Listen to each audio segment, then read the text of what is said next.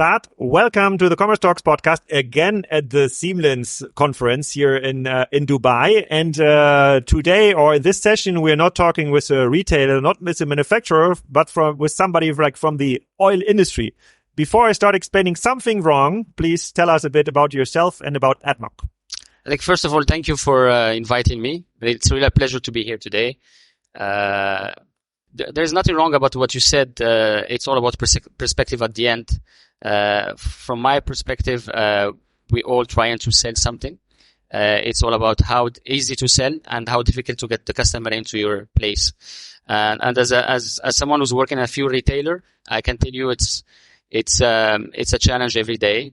To get new customers and to be able to sell our products to our customers, despite the fact that it's at the end we're talking about a commodity, we're not talking about something. But many listeners don't know what ADNOC is selling and that's how it's working. Now I've now driven the street of here Dubai for many times. So I've seen your brand. Can you give us a rough overview about the company? Sure. I think ADNOC Group is the main oil producer in United Arab Emirates, and for my part, I'm into one of the operating companies. It's ADNOC Distribution, and we're in charge of selling and marketing fuel products. Basically, we manage service stations and convenience stores for the group, and that's a very nice position to be in, especially in ADNOC, because we're the only B2C entity in the group. Basically, we're the only people talking to the final customer. Most of the other entities are upstream and downstream, are really in big industry, not necessarily something we're. So, but then you're also managing like the stores itself, not just the digital touch points. We have, because if I go to a gas station, yes. So then there must be somebody like talking to the customer, because charging, for example, for the gas or for the oil. Yes. We have people on the ground. We have people managing the stores. We have people supporting our customers. We have every and each function possible for such size of a company. Okay. Again, we're around 13,000 employees, so it's a big scale even for the country.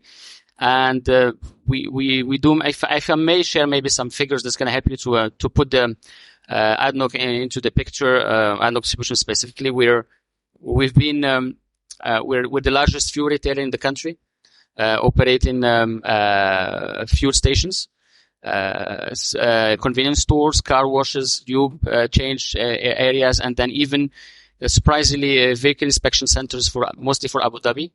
So we're overall domestically we run around, and we even just passed the mark of 500 stations this year.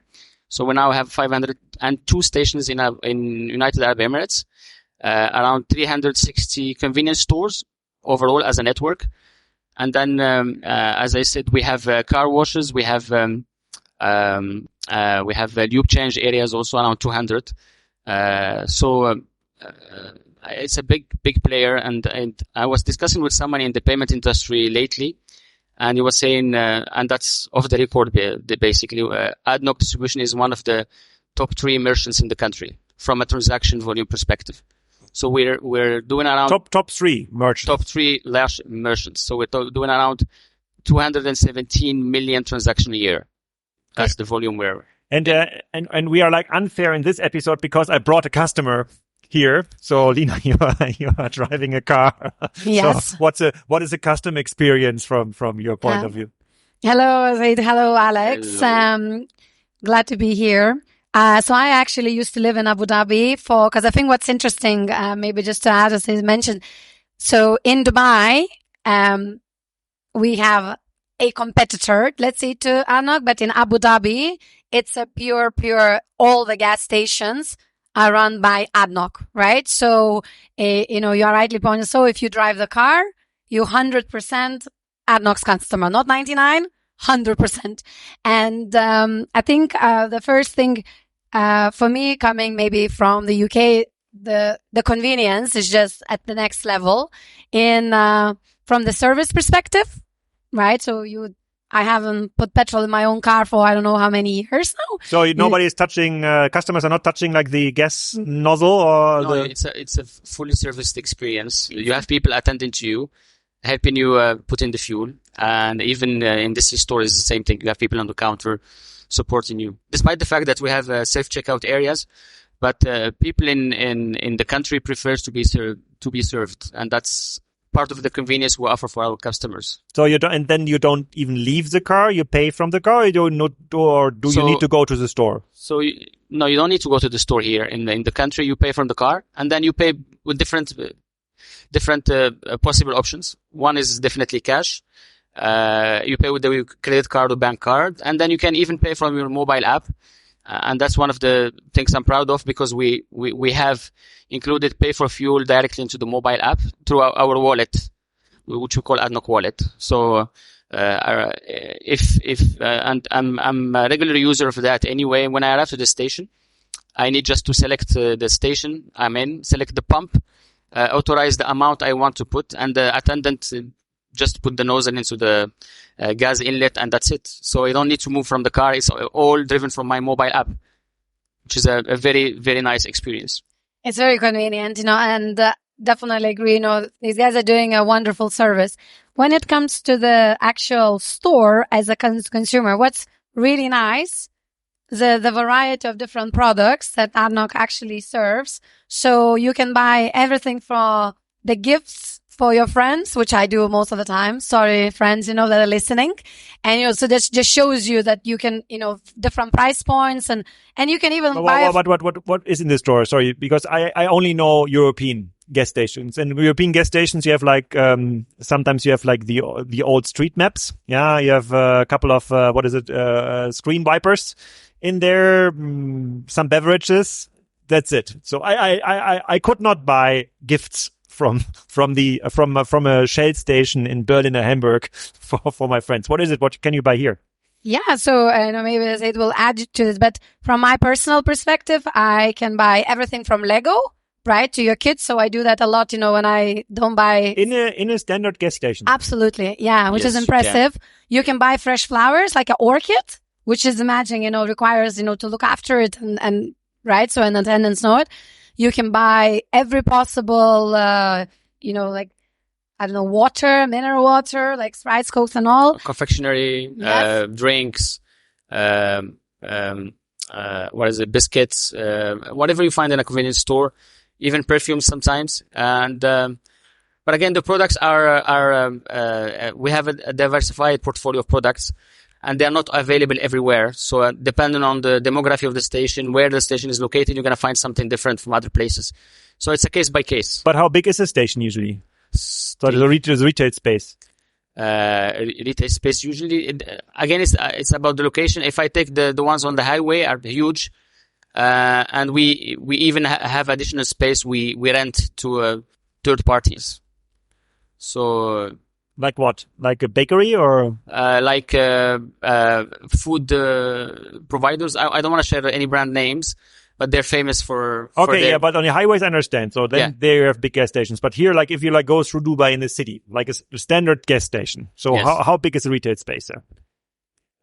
I would say it's medium to small. Again, if I take the example of the one in Al Wasl Road in Jumeirah, it's big enough to serve the community. With enough variety on the C-store. But again, we have different models also for our stations. We don't build the station the same way. I'm not sure if you've seen that. Maybe you can see it later on. We have what we call ADNOC on the go. So it's a format specifically done for small locations. And you don't need to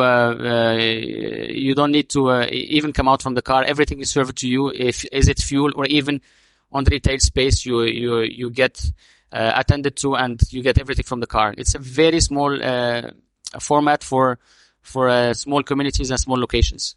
But Lina, would you go to an ADNOC station and buying stuff when it's not gas or fuel related? So would you go there because you want to buy an orchid, for example, and you don't need to refuel?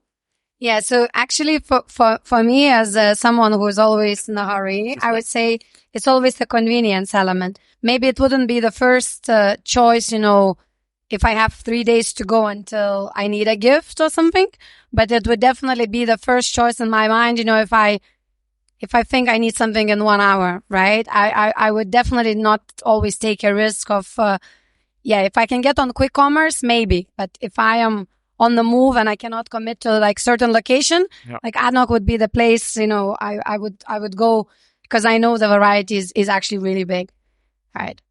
But maybe now I will get a chance to ask the question, So, what about, in this sort of convenience, a presence, a physical, like what does actually digital mean for ADNOC and how do you guys see digital, the e-commerce? Are you exploring it? Are you looking to launch? So here, let me start with the first question. Yeah. Why we're talking about digital in a pure retail and convenience environment. Again, I would definitely convenience is important for our customers. People, when they come to the station, they're not coming for a destination. They're coming for a chore. So if you can make that journey for them easy and convenient, that's gonna help us keep those customers and keep them happy, basically. And when we say about digital, it's about how can we make the experience more frictionless, whether it's by buying fuel, by paying in the station if they want, by selecting specific products through our mobile app, through our catalog, and even serving or supporting them from a customer support perspective. That's also important. And that's I think one of the main I would say one of the main focus for all employees, from the top of the pyramid to till the end. Everyone is focused about customer experience, about convenience, and we do everything to keep those customers happy. One of the now I jump to the e-commerce. Maybe that's also important. So ADNOC distribution have historically been in the e-commerce long time back, surprisingly, because we always had the option to order your LPG cylinder in Abu Dhabi through the mobile app. So that's your what? Your LPG? The LPG cylinder, the cooking gas. Through the mobile app. Is this a big thing, cooking gas in Abu Dhabi? It's a e-commerce product at the end. So instead of going to the station, driving there, getting your cylinder, putting it there, getting someone to give a full one and put it in the car back. But how many households would cook with gas in Abu Dhabi? I don't have the numbers, but it's a big thing. It's a big thing. I would say. But you're talking like more than 20% or so? Like, is it pretty big? I don't have the numbers. Okay. I don't have numbers. I know it's big, but I don't have exact numbers. So now with the LPG ordering into the mobile app, the delivery guy comes directly to your location and he places the cylinder for you, and then it's more convenient, basically more convenient. And then on 2022 we started engaging more on e-commerce with the COVID starting to come around. We started offering our products through the main aggregators on the market, if some of the main application for ordering. So you can, if you go there now today, you will find our products available. You can order and you get delivered automatically to your house. And that was, I would say, very successful in a way. So we scaled, and we are today around 200 locations serving products for those customers through the aggregators, 200 C-store, in fact. And even the assortment has grown over time. The assortment offering for e-commerce has becoming bigger and bigger, depending on the locations we're serving also. Crazy. But before we talk more about the e-commerce stuff, I'd like to talk about like one elephant in the room. Obviously, one big like issues about this the industry is that is the electrification of cars. So we definitely see it in Europe and in some states, in Norway, for example, where we have like a high penetration of electric cars. Yeah. The usage of gas stations is changing.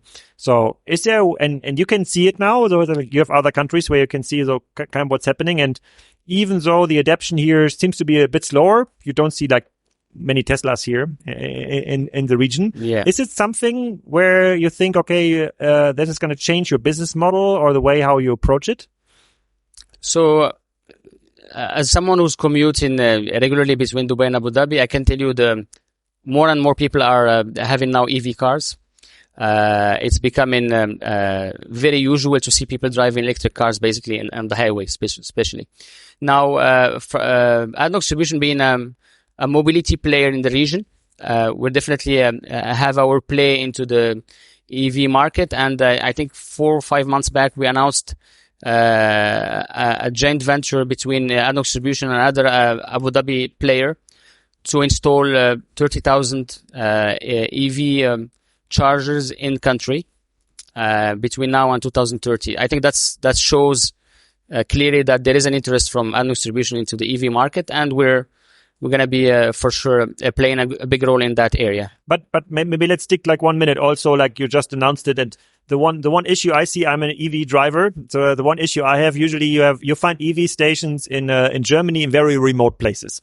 So it's usually not even a coffee option or a really bad one. Also, I have to spend like 20 minutes on average at the EV station. So 50 minutes more than I would have spent with like a gas powered car. Could you like imagine a world where like this kind of gas station becomes much more kind of a short-term hospitality play, whatever, offering, I don't know, like some skincare thing, whatever you can do like in 20 minutes, because you're going to be there anyway. So you're going to charge for it. So maybe it's cheaper in some ways to charge it, but I have to spend some time, and I obviously want to have like quality time if I cannot charge at home. That goes to the, as you said, changing the perspective from a gas station to maybe a mobility hub where people are coming, putting their cars for charging and staying for not only 20 minutes, maybe for 1 hour or 2 hours. And that involves changing also the way we serve those customers through our convenience stores, having maybe more seating areas, having more services offered to them, enabling more third parties partners to be on the forecourt, whether it's food or non-food also.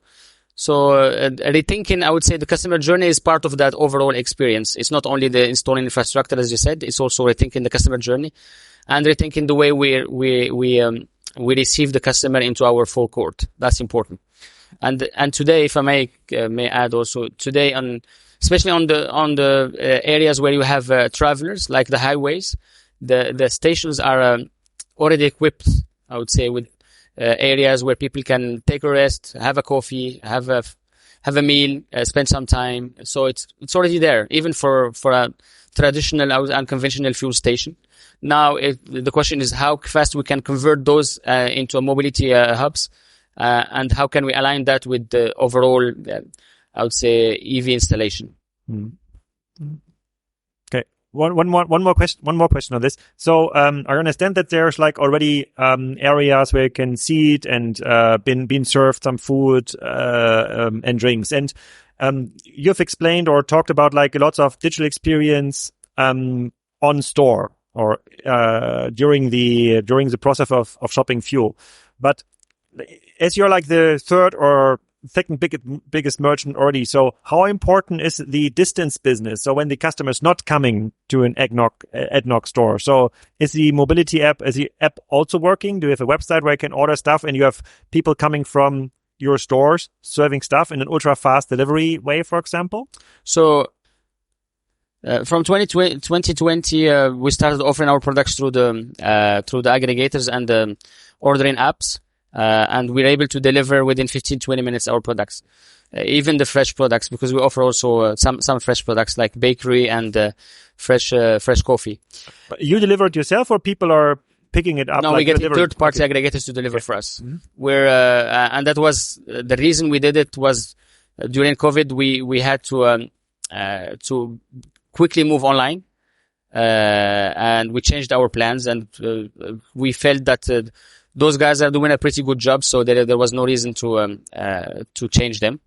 Now, at least, we're starting considering other ways of delivering convenience to our customers.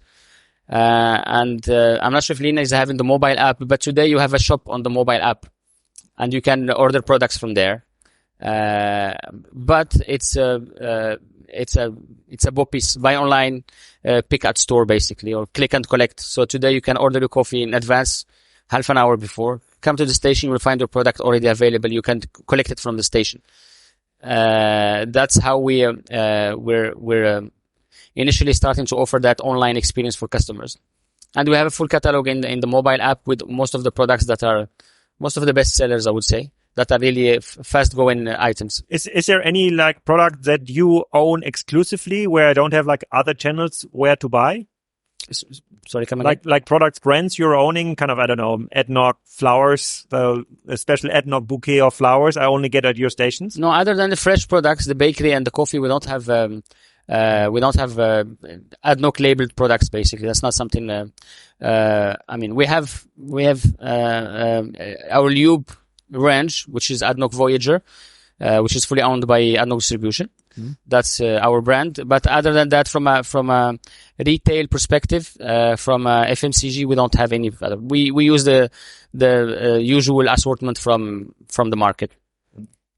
So maybe I can ask you around the data side, right? So you're capturing a lot of information when it comes from maybe the people like refueling and all. Mm-hmm. What about retail in general? Considering you're fulfilling it through third-party aggregators, do you think that you're still lacking data, or these third-party aggregators sharing data with you? What's your take on the whole data and kind of helping to build that loyalty with customers?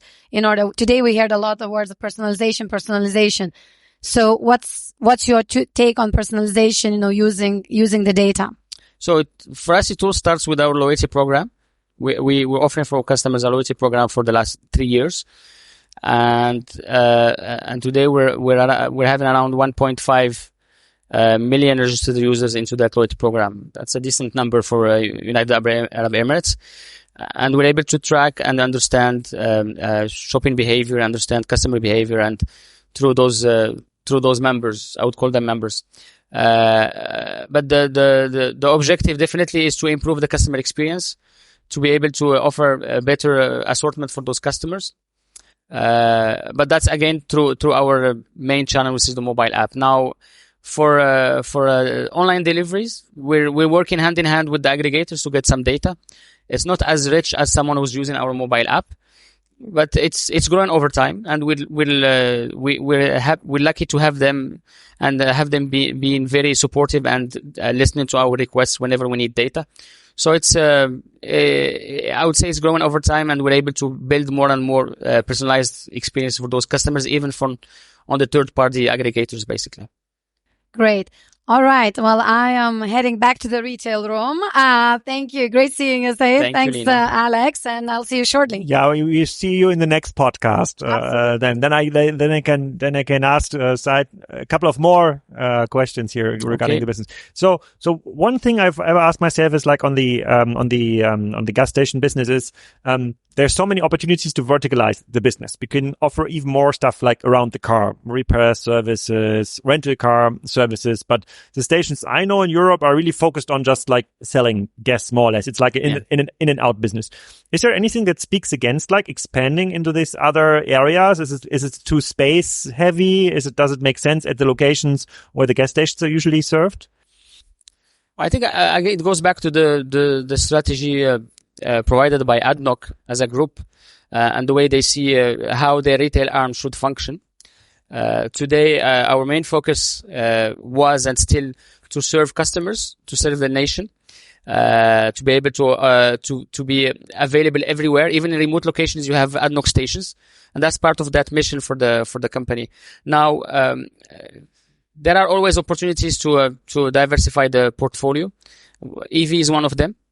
Investing also in other companies is one of them. I'm not sure if I mentioned that, but we just completed the acquisition of 50% stake in Total Energies in Egypt, which is around 240 stations in Egypt. So that's an investment for ADNOC, and this is how they see the strategy from a diversification perspective. Today and historically, the type of services we've been offering in the station have been always the same. We haven't changed anything. And the focus is more to improve the way we're offering those services and the convenience of customers coming to our stations. That's the focus for today. Okay, then one other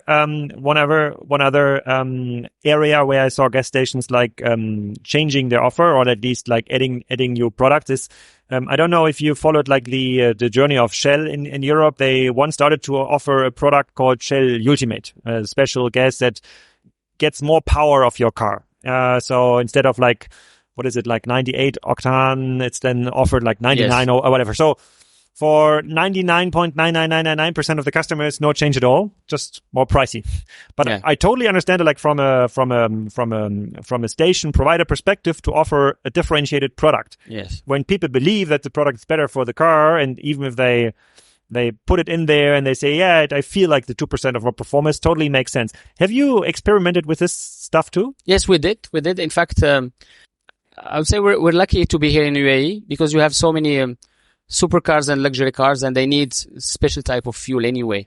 So we today offer a 98 octane product, which is also having a lot of additives included, especially for those kind of cars. It's slightly more expensive than 95, but it's very useful for those type of cars. And this has been always our premium product for those customers, and this is our differentiation for them. But is there also customers without the supercar still using this product?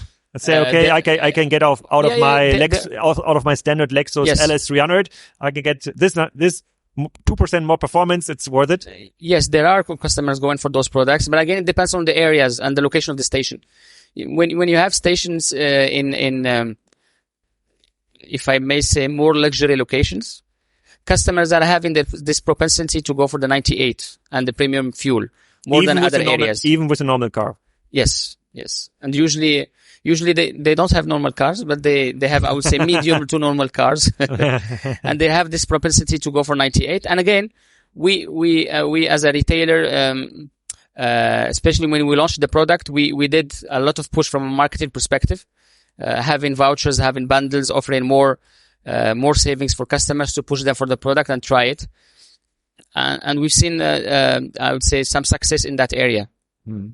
Okay, totally get it, and totally makes sense. One other thing that came up when I prepared for the podcast is, so for the business you're in is very real estate heavy. So just like you're expanding by having more stations, essentially. So like getting more cars into the same station there's a certain limitation to it. Obviously, you can give out more vouchers, but in areas where you're like the only provider, it doesn't make sense to cut your margins. Therefore, I assume like real estate operations or real estate expansions is like the main focus from an operational perspective. So how important is digital? So you're responsible like for the digital experience. So when I would be following a board conversation with ADNOC, so how often is digital a topic in the board conversations? So digital have been in the main, I would say, the top 5 topics for our CEO, for the executive director. I've been around for more than 3 years now, and from day one I've heard 2 words: digital and customer experience, very strongly. So digital is important, and that's why we push a lot, try to enable experiences through our mobile app, try to enable even experiences on the forecourt for those customers through digital. If I may share, for example, I think this is something we announced 2 months back. In some of the locations, we have now installed computer vision cameras. And if you add your plate number into the mobile app and include your preferences for fuel and amount, the next time you visit the station, you don't need to open the window. You just park. The attendant knows who you are, knows which fuel to put, how much to put. And when he finishes, you leave the station without talking to anyone, and the payment is automatically collected from your wallet. So that's a totally frictionless experience that we're able to offer through digital, and that wouldn't have been possible without digital.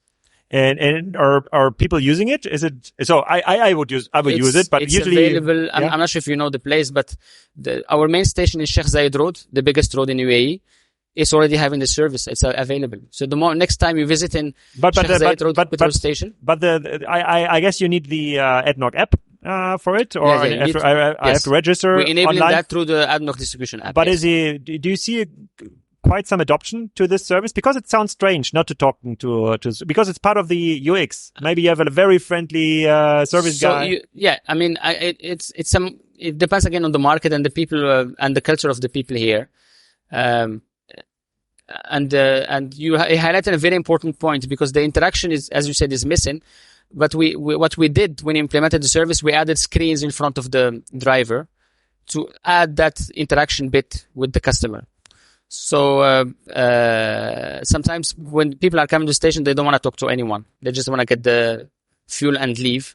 So we're trying also to interact with them through those screens by offering sometimes important information, by offering even upsell or bundles or additional offers to them. So we can try to engage with them through that screen also. Interesting. So yesterday we had a dinner. You also attended, and some of the dinner attendants, they ordered a driver because of the alcohol, they were not able to drive their own cars. And then I thought, okay, that's definitely a service I would also order instead of like going myself to a gas station, like doing like a detour. And it also like takes 10, 15 minutes, whatever, the detour and doing the gas and driving that. Is it also a service you provide, like we pick your car up, we bring it back fully loaded with gas? Today, this is not a service we offer. We focus mostly on corporates, not on individual drivers. So we can offer a fuel delivery to corporates directly to their locations when required. But then you would deliver full, so with like a fuel truck, is it then, or how do you? Usually it's a fuel truck, fully equipped to fuel their fleet basically in their location or their selected location. Okay, maybe that's then for your roadmap, then adding this kind of driver service. But but people could do it today, most likely. I order a driver for Kareem, and then they say, okay, bring the car to the gas station and bring it back full, stuff like this. I think I don't see value, to be honest, for the company offering those services, because the only differentiation was when it was launched here was the price reduction that you can get when you buy from those guys. But because the prices are regulated, it's the same price at the pump or even on the when you get the fuel delivered to your door. Not just a service for me as a consumer. If I don't want to fuel up my car, consumer is winning. I'm not saying that consumer is the winner here. Yeah. But the people who are offering the service are playing on very thin margins. In fact, they don't have much margins here compared to fuel stations. So it's operationally, it's not necessarily a money-making operation. No, but I would pay somebody. Additional services. I would pay somebody to drive to an ADNOC station. Maybe my plate is already registered. Okay. But I don't want to do it myself. I just want to save like the 10 minutes. Maybe your driver. That's a different story, because a lot of people are having drivers here. So you can ask your driver to go and fuel. And the way to control that is also through the plate number. Because to avoid fraud also, because sometimes someone, if you give a card to someone to fuel your car, he can maybe fuel half your car and half is something else. So you never know. Having the plate number is, or the RFID tag is a way to control that whoever is getting that transaction is the right vehicle and the right person. Okay. Is it, and like maybe another question, it's, I hope it's not like too private. So when like European consumers are thinking about like the GCC region, the main thinking about gas prices, they must be like super, super low. Doesn't play a role at all, because here it comes out of the ground and therefore it must be super cheap, like gas filling a car. Is this the case? Are gas prices so much cheaper here compared to the rest of Europe? So I don't know the prices in Europe, to be honest. I can't compare to my home country. I'm originally from Morocco, and definitely the gas prices are much, much cheaper than my home country. So clearly, being a country where oil is produced is an advantage. What is a liter here, like for standard 95? 95 is on liter basis. Is 30 something. 3 dirhams. Dirham. Yes. So it's 80, give me 1 minute, because I'm going to check the prices on the mobile app also. So okay. This is how digital is important. Yeah. 1 minute. Is it different prices on different stations, or it's like the one prices regular are price? A monthly set by the government. So the prices in all UAE, all network the same prices for us and for all other operators. It's not something. So the 95 is 3.05 AED per liter. 3.05 divided by this 4. Month. It's like 70 cents, euro cents.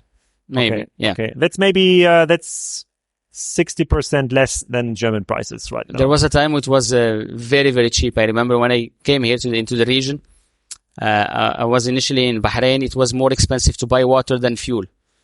I lived that moment. But I see a lot of cars. So I would have expected more US muscle cars where like fuel consumption is like usually a huge problem. But I see a lot of cars which are like super efficient on the fuel consumption side here. It's demography based. Okay. The people from UAE likes big cars for their comfort, especially the big SUVs, basically. And there you don't ask questions about the price. Just they get the car and then you pay for the fuel, basically. So again, there are other people from other areas like Southeast Asia, for example, where they like more comfy and less expensive cars to run. So you get less consuming this type of cars on the road, basically. Okay. So it's really based on demographics. It's really based on the expectations for the customer. So again, we're in a comfort society, basically. So a lot of people prefer to have big cars. They don't see the fuel price being an issue or being a challenge for them. Okay. Maybe last question. So the one big thing you're now rolling out is the plate recognition service. So you need some cameras and you need to register of the plates, for which I think is a cool service.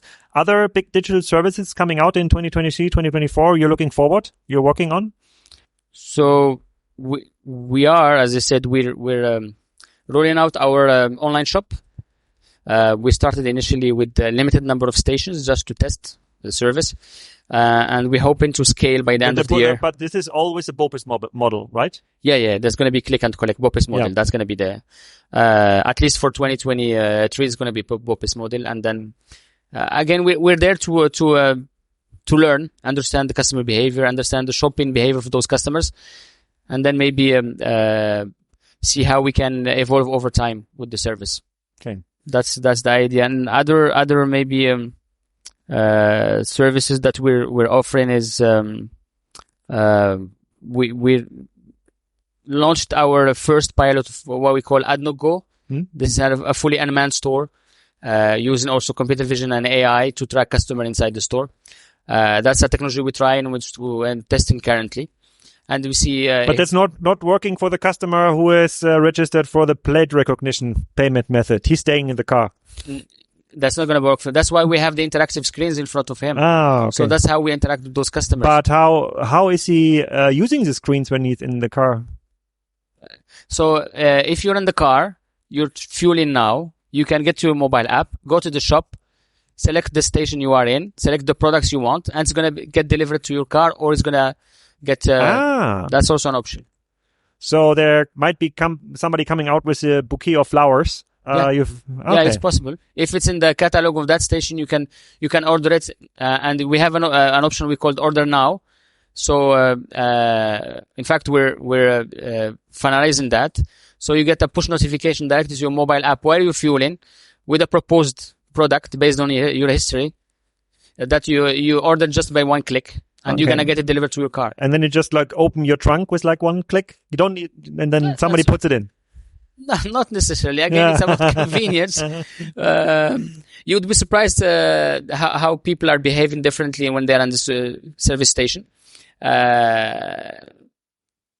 It's a day-by-day basis. Sometimes I'm coming out from a meeting, I'm really pissed off. I don't want to speak to anyone. I find it really convenient to go to this fuel station if I have to, especially if I'm close to have an empty trunk, and then get the fuel and leave. That's it.